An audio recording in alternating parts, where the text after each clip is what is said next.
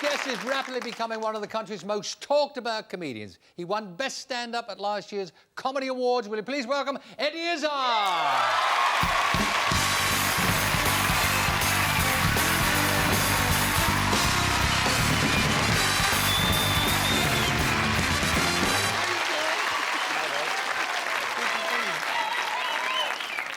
Now then, you've had some year. I mean, you've been running around the world. You did a tour. I've seen the video, which was sensational. And now, just a few years ago, though, not so long ago, Eddie, you were a street entertainer, right? Yeah. Well, we've got a couple of pictures of you. A barber, listen to this, a barber in Wales we acquired them from. Right, if you have a little look there, you'll see there's a picture of you. Look at that. Yeah, I used to do this. This was tall unicycle. I used to actually get out and put a pair of handcuffs on. Where the hell? That's in Covent Garden, isn't it, I think? Yeah, that is. That's in front of the Punch and Judy in Covent Garden. I used to put a pair of handcuffs on and get out of a pair of handcuffs on a sort of, that's about a 6-foot uni, as we call it, unicycle. And I used to just fall off and Could injure you ride myself. the thing? Not initially. And I used to practice in front of in Covent Garden, and people used to wander across, and they used to say, "I bet you fall," and as soon as you think that, you say, "Oh, I hope I don't fall," and then you instantly fall off. It was a big problem. It was just because it's only got one wheel. And people would like to come up to you and say, "Where's your other wheel, mate?" Yeah. And that would really annoy us, because everyone said, "Where's your other wheel, mate?" So we used to go, I don't know, someone must have stolen it. Did you see? Oh, I had 2 wheels earlier. And then they used to wander off and be really disappointed. Our researcher spoke to you and said, is there anything you want to talk about with Des? And apparently you said to her, tell him to ask about anything he wants to talk. So I'm going to just do that. All right. Do you have favourite TV programmes? Do you watch a lot of television? I watch ridiculous amounts of television. I watch the stuff that's in the middle of the night, that kind of rubbish that comes on and people... There was one American series where there was a guy and he has big long hair. He used to be a cop and Renegade. That is terrible. It's brilliantly terrible. It's so terrible, I sort of watched it and I thought, oh, this is terrible. Oh, because he used to be a cop and now they killed his mother and he's got long hair. He's on a motorbike. God damn it, you know. He's got to go everywhere and do... And he's got his friend who's a native Indian guy. And, you know, Native Americans, they generally have this hipness because they come from a struggling group of people who were sort of oppressed, you know. But this guy's not hip. He just looks really weird. And you've got to watch Renegade. If you haven't seen it, it's so bad that at the end you go, oh, that's terrible. Next week you're going, when's it on? Oh, Renegade. Oh. And you watch it all the way through. Oh, I hate this. Oh. And you video it even. Watch it. Come look at this. Oh, it's huge ratings. I think they get huge ratings. It's so bad. What about astrology and things like that? I mean, does Mystic Meg do anything for you? Not really. I never bet on the lottery, so... Are you not a gambler? No, because I did maths at school, and... Yeah,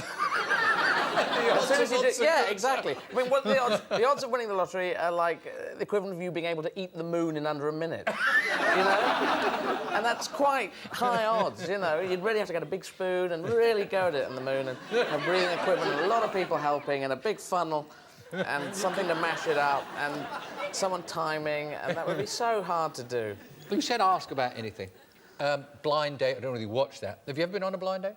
No. Would you go? Depends what she looked like. Well, you wouldn't know you got there. I know, well... What would you dress as, and what... Oh, I don't know. I blind date, I find that scary, because I don't take rejection very well. And so...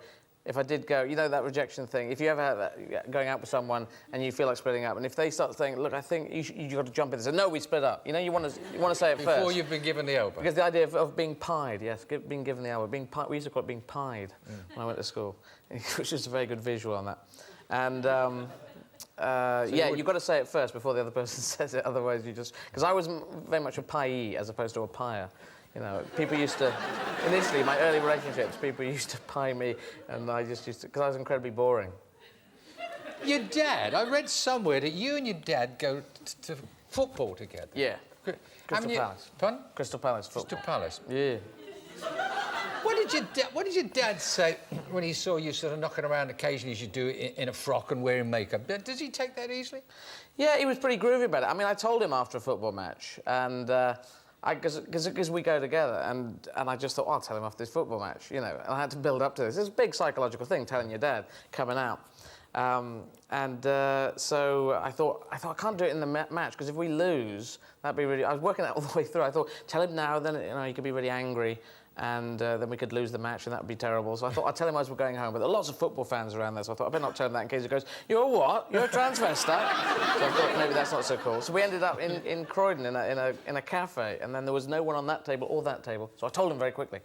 And What did you say? I just said, "I'm a transvestite, Dad," and he said, "Hey, that's cool." Coming home from Crystal Palace? Yeah, that's cool. Well, he didn't actually say, "Hey, that's cool." I think he went silent for a year.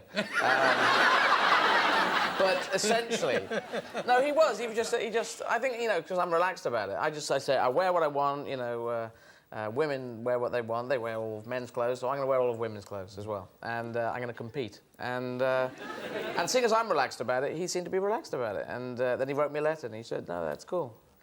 He said apparently he wasn't best pleased, is the line. Which is a very good dad understatement. But You think that everybody should just wear whatever they want? Go for it. Remember back in the 20s, women started wearing trousers, people went berserk. Hey, what's going on here? You can't wear trousers, there's a law about that. And there isn't, it's just clothes, you know, so people wear what they want, and I wear what I want, and if people hassle me, I hassle them back.